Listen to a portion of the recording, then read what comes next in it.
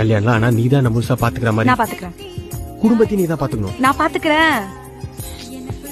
என் நிலைமைக்கு ஜெட்டி முத கொண்டு நீ தான் வாங்கி தரணும். நான் வாங்கி தரேன்டா மயிறு. நீ வாங்குற சம்பளம் 10,000 15,000 எனக்கு நீ தான் முக்கியம். உன்னையும் பாத்துக்க முடியும், நம்ம ஃபேமிலியும் பாத்துக்க முடியும். அதுல எனக்கு நிறைய நம்பிக்கை இருக்கு.